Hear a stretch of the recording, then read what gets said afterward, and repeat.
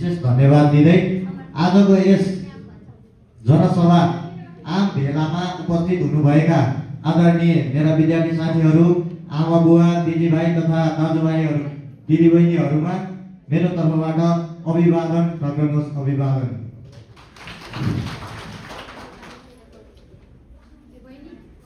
आज हामी यो आम सभा आउँदै गरेको फागुन 21 गते हुन गइरहेको निर्वाचनमा लक्षित गर्दै जुन नगर कमिटीले आम सभाको कार्यक्रम राखेको छ, यस कार्यक्रममा हामीले हाम्रो तर्फबाट खेल्नुपर्ने भूमिका, पार्टीलाई जिताउन के कस्तो खालको भूमिकाहरू खेल्नुपर्छ, त्यसको लागि विद्यार्थी, युवा, जेनजीको तर्फबाट म तपाईहरुको साथ, समर्थन र जिताउनमा अग्रिम भूमिका खेल्नेछु भन्न चाहन्छु। यसैगरी जुन जेनजी भनेर भदौको 23 र 24 गते भएको जुन आन्दोलन थियो, त्यो जेनजी वास्तवमै जेनजीको विपरीत रहेको छ। जेनजीको माग थियो, जम्मा दुईटा माग थियो। जेनजीको माग भनेको एउटा सामाजिक सञ्जाल खोलौं, अर्को भनेको नेपो किड्स वेबको जुन भ्रष्टाचार विरुद्धको माग थियो। त्यो आन्दोलनलाई अरूले नै हाइज्याक गरेर जुन देशमा यत्रो ठुलो घटना घटायो, त्यो जेनजीको पक्षमा थिएन। जेनजीले यो घटना घटाउन चाहेका थिएनन्। जेनजीको नाममा जुन विभिन्न राजनैतिक दल जो स्वार्थको रूपमा सरकारभन्दा बाहिर रहेका थिए, उनीहरूबाट रचिएको एउटा ठुलो षड्यन्त्र थियो। प्रिय जेनजी साथीहरूलाई के भन्न चाहन्छु भने अब समय आएको छ, तपाईँ हामीले बुझ्नुपर्ने बेला आएको छ। देश जलाउनेको पक्षमा उभिने हो कि देश बनाउनेको पक्षमा उभिने भन्ने कुरा तपाईँ हामीले अब निर्णय गर्न जरुरी छ। हामीले क्षणिक भावनामा बगिएर गरेको निर्णय भोलि हाम्रो लागि अहिंसा बन्न सक्ने सङ्केत देखिएको छ।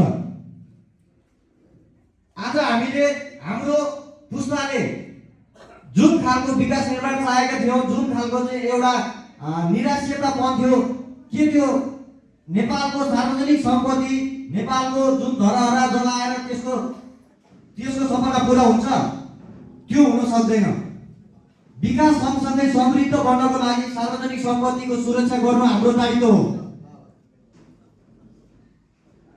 सार्वजनिक सम्पत्ति भनेको हाम्रो राष्ट्रियको गहना र विभिन्न देशमा चिनाउने ठुला सिंहदरबार जस्ता चिजहरू जल्नु हाम्रो लागि यो अहिंसा भएको छ।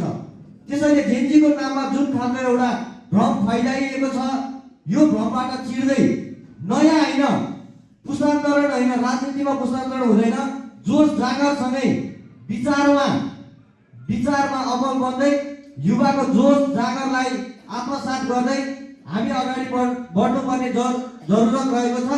यसैले सम्पूर्ण यहाँ उपस्थित हुनुभएका आमा बुवा, दाजुभाइ तथा दिदीबहिनीहरूलाई म के भन्न चाहन्छु भने हाम्रो म जस्तै मेरा अहिले सामाजिक सञ्जालमा आइरहनु भएको छ, वास्तवमै उहाँहरूको भूमिका के त?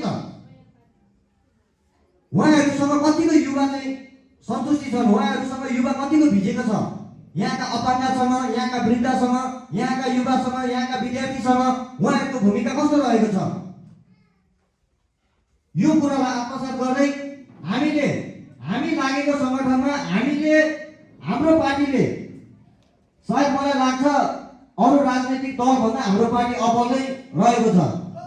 जुन जेनजी आन्दोलनको नाममा नेपाल एमालेलाई एकतर्फी हमला भइरहेको छ, यो विरुद्धमा सम्पूर्ण आमा बुवा, दाजुभाइ तथा दिदीबहिनीहरू एकजुट भएर लाग्नुहुनेछ र आगामी फागुन 21 गतेको निर्वाचनमा हाम्रो उम्मेदवार अच्युत प्रसाद मैनालीज्यू र आदरणीय म्याम अन्जु नेपालीज्यूलाई विजयी गराउन यहाँको उल्लेखनीय भूमिका रहनेछ भन्दै म आफ्नो दुई शब्द एक टुङ्गाउन चाहन्छु। हस् त, धन्यवाद।